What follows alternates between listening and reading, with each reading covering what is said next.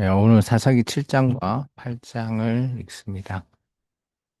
어제 사사기 6장까지 해서 미디안이 쳐들어와서 기드온이 이제 전쟁을 준비하게 되었죠.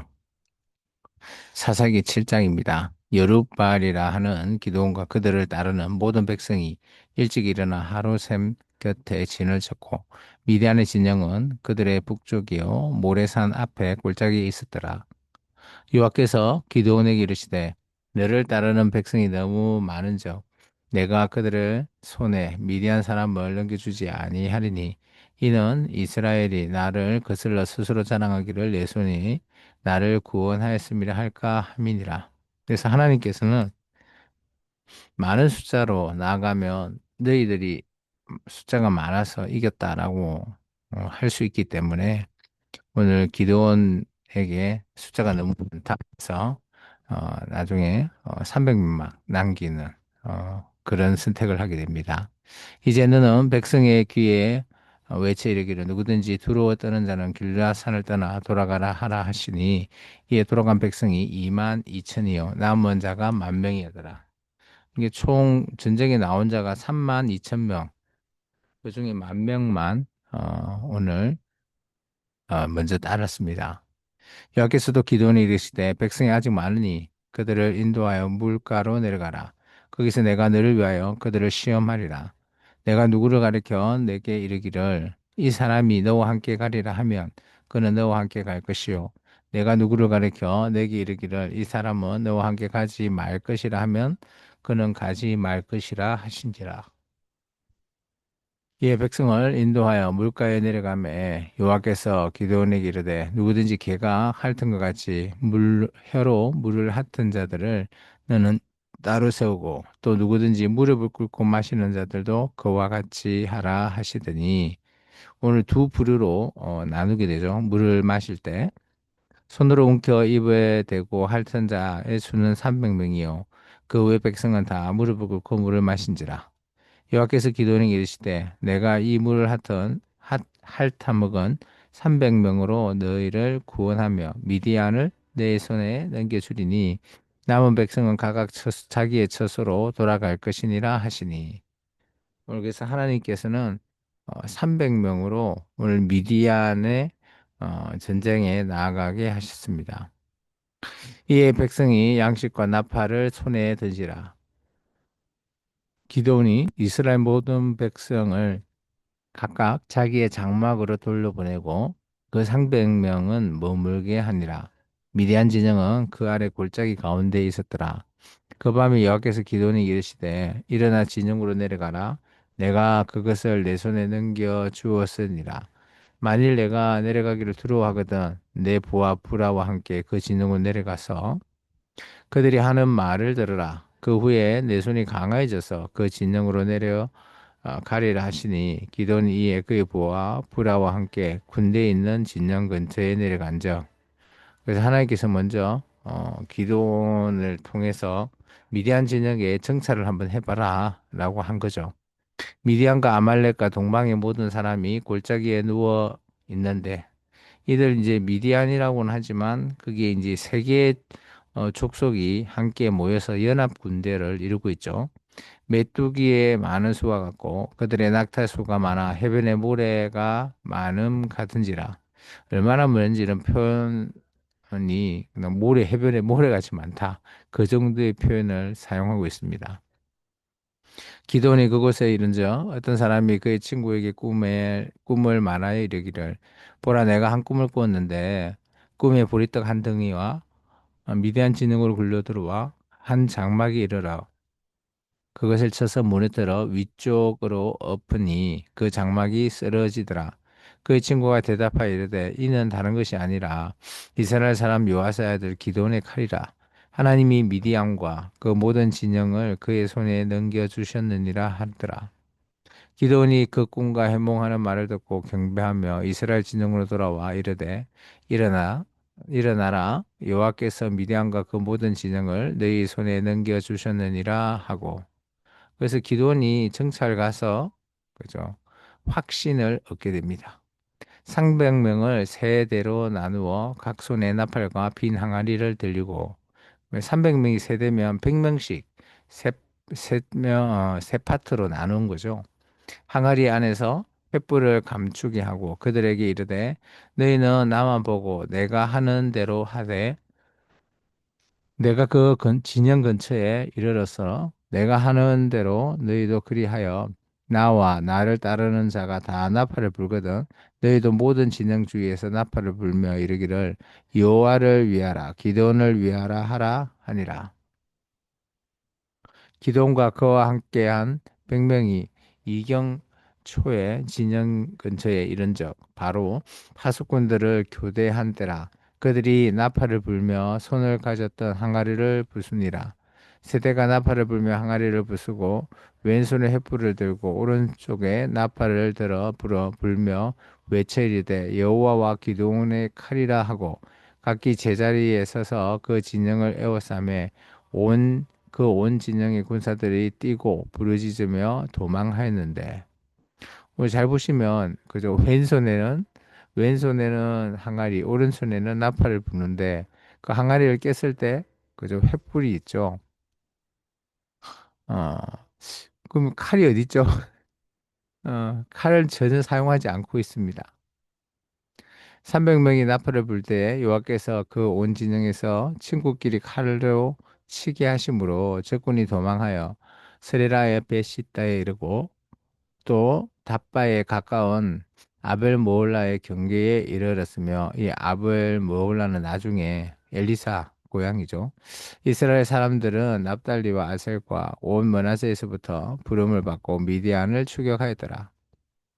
기드온이 사자를 보내서 에브라임 온 산지에 두루 다니게 하여 이르기를 내려와서 미디안을 치고 그들을 앞질러 벳바라와 요단강에 이르는 수로를 점령하라 하매 이에 에브라임 사람들이 다 모여 벳바라와 요단강에 이르는 수로를 점령하고 또 미디안의 두 방백 오렙과 스웹을 사로잡아 오렙은 오렙바위에서 죽이고 스웹은 스웹 포도주 틀에서 죽이고 미디안을 추격하였고 오레카 스렙의 무리를 요단강 건너편에서 기드온에게 가져왔더라.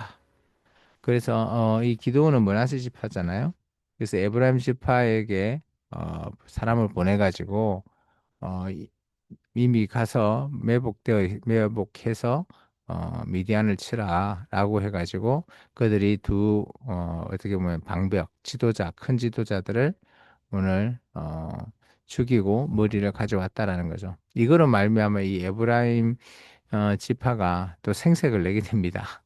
자기들이 이 첫 싸움에 동참한 것도 아닌데 이런 생색을 내게 되는 거죠. 사사기 8장입니다. 에브라임 사람들이 기드온에게 이르되 내가 미디안과 싸러 갈 때 우리를 부르지 아니하였으니 우리를 이같이 대접함이 어찌 됨이냐 하고 그와 크게 다투는지라. 아니 불렀을 때 오지 않았으면서 그 이기고 나서 왜 안 불렀냐고 참 적반하장격이죠. 기드온이 그들에게 이르되 내가 이제 행할 일이 너희가 한 것과 비교되겠느냐. 에브라임의 끝물 포도가 아비에셀의 만물 포도보다 낫지 아니하냐. 그러면서 오늘 그들의 공을 오늘 지켜 세워 줍니다. 하나님이 미디안의 방백 오레카 스웹을 너희 손에 넘겨 주었으니 내가 한 일이 어찌 능히 너희가 한 것에 비교가 되겠느냐 하니라. 기돈이 이 말을 하매 그때에 그들의 노여움이 풀리더라. 참 어떻게 보면 이렇게 이런 사람들이 꼭 있어요.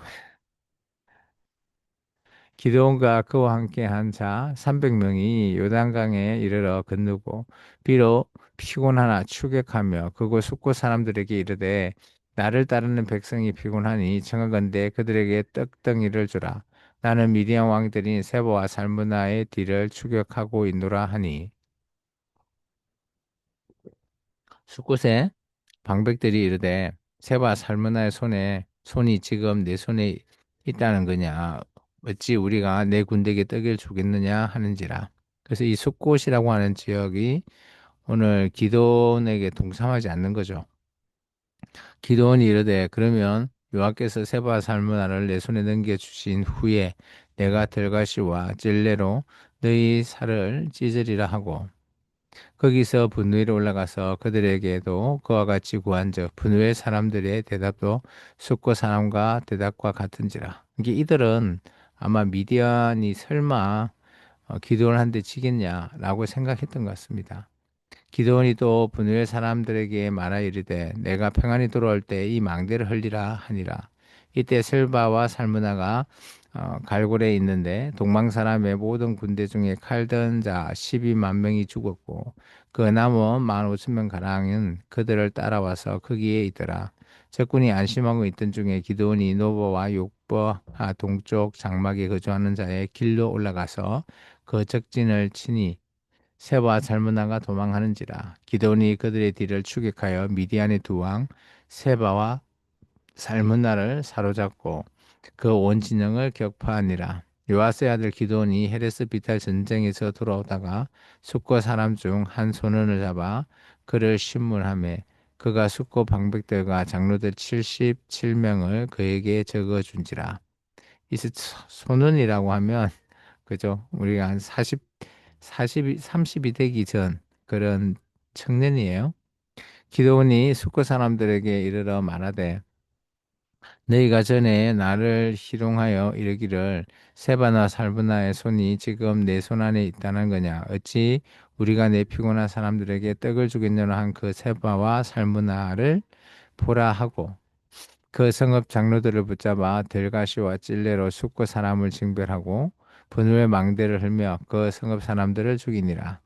이에 그가 세바와 살문나에게 말하되 너희가 다볼에서 죽인 자들은 어떠한 사람들이더냐 하니 대답하되 그들이 너와 같아서 하나같이 왕자들의 모습과 같더라 하니라. 그가 이르되 그들은 내 형제들이며 내 어머니의 아들들이니라. 여호와께서 살아 계심을 두고 맹세하노니 너희가 만일 그들을 살렸더라면 나도 너희를 죽이지 아니하였으리라 하고 그의 맏아들 여델에게 이르되 일어나 그들을 죽이라 했으나 그 소년이 그의 칼을 빼지 못함이래. 그는 이는 아직 어려서 두려워함이었더라. 아마 이 기드온의 아들 여델은 아마 어리다라고 한 거 보면 그죠? 한 10대 그 정도는 될 것 같아요. 세바 살문나가 이르되 내가 일어나 우리를 치라 사람이 어떠하면 그의 힘도 그러하니라 하니 기드온이 일어나 세바와 살문나를 죽이고 그들의 낙타목에 있는 초성자들을 떼어서 가지니라. 그때 이스라엘 사람들이 기드온에게 이르되 당신이 우리를 미디안 손에서 구원하였으니 당신과 당신의 아들과 당신의 손자가 우리를 다스리소서 하는지라. 기돈이 그들에게 이르되 내가 너희를 다스리지 아니하겠고 나의 아들들도 너희를 다스리지 아니할 것이요 여호와께서 너희를 다스리리라 하리라. 참 기도원의 신앙은 그죠? 하나님을 만나게 되고 또 하나님으로 말미암아 전쟁에 승리하게 되어서 그죠? 그 모든 사람들이 기도원 보고 지도자가 되어라 다스려 달라라고 하지만 자기는 다스리지 않겠다 왕이 되지 않겠다 오직 우리의 왕은 여호와 하나님이시다 라는 것을 주장하고 있죠. 기도원이 또 그들에게 이르되 내가 너희에게 요청할 것이 있으니 너희는 각기 탈취한 귀고리를 내게 줄지니라 하였으니 이는 그들이 이스마엘 사람이므로 금귀고리가 있었음이라. 무리가 대답하되 우리가 즐거이 드리이다 하고 겉옷을 펴고 각기 탈취한 귀고리를 그 가운데 던지니 기도원이 요청한 금 귀고리의 무게가 금 1700세겔이요. 그 외에 또 조승달 장식들과 폐물과 미디안 왕들의 입었던 자색 의복과 또 그 외에 그들의 낙타목에 둘렸던 사슬이 있었더라. 기드온이 그 금으로 에봇 하나를 만들어 자기의 성읍 오브라에 두었더니 온 이스라엘이 그것을 엄난하게 위하므로 그것이 기드온과 그 집의 올무가 되니라. 기드온이 왜 에봇은 제사장이 옷인데요. 그것을 금으로 만들었을까요? 참 이렇게 만든 이유도 정확하게 알 수는 없지만 이렇게 만들었다라는 것은 당시 제사장에게 원래 에봇은 주는 건데 이것은 마치 에봇을 만들고 그것을 상징화하는 그런 모습이 되어버린 거죠.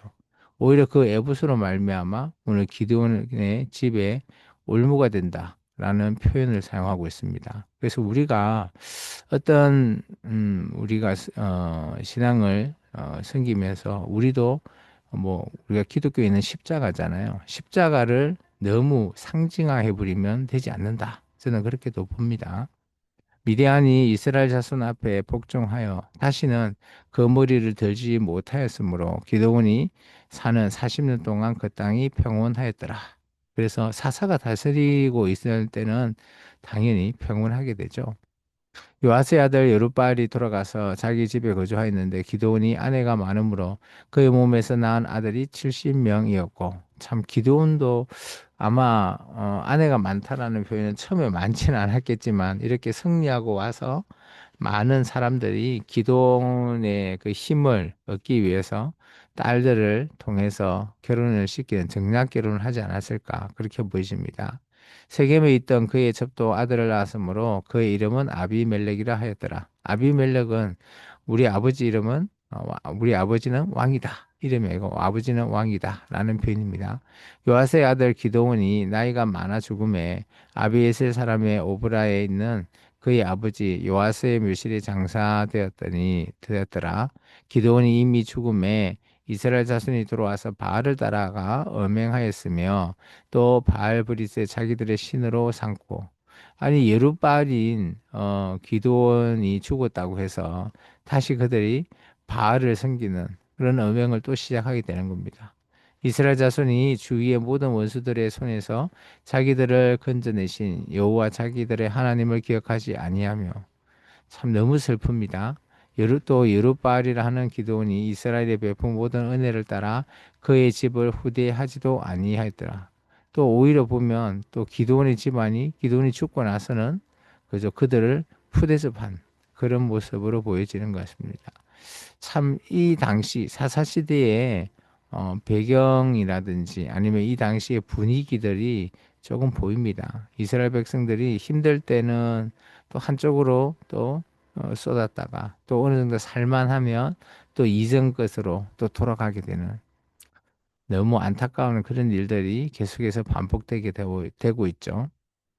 오늘은 기도원 얘기했습니다. 기도원이 3만 2천 명 중에 300명 택해서 오늘 전쟁에 나가게 하시고 그것도 그 전쟁에서 칼을 쓴 것도 아니고 횃불과 그저 항아리에 깨어서 횃불과 그리고 나팔을 불므로 말미암아 승리하게 되고 1차적인 승리가 끝내고 그다음에 뭐, 이 에브라임 지파를 통해서 또 미디안의 어느 정도의 세력들, 잔당 세력들을 또 치고 그리고 이제 다시 이제 기드온이 왕을 또 셀바 살무나를 치게 되는 뭐 여러 가지 스토리를 우리가 보게 되었습니다. 근데 오늘 이 중에서도 전쟁 이후에 이들이 기드온을 자기들의 왕으로 세우고자 하지만 기드온은 그럴 일이 전혀 없고 우리들의 왕은 여호와 하나님이시다. 오늘 그 신앙에 오늘 우리도 좀 주목해 볼 필요가 있습니다. 우리가 아무리 뭐 사람이 뛰어나다 할지언정 우리가 하나님 앞에서 어떻게 뛰어날 수 있겠습니까? 오늘도 우리가 살아갈 때 정말 예수 그리스도로 말미암아 우리의 모든 죄 그리고 우리가 정말 구원받을 수 있는 존재가 될 수 있는 그 시작이었기 때문에 오늘 우리의 어떤 것을 우리에게 줄지언정 우리가 그것을 꼭 기억해야 되지 않을까 그렇게 여기집니다. 오늘 하루도 그런 예수님을 또 기다리는 또 하루 되시기를 주 이름으로 축원합니다. 기도하겠습니다.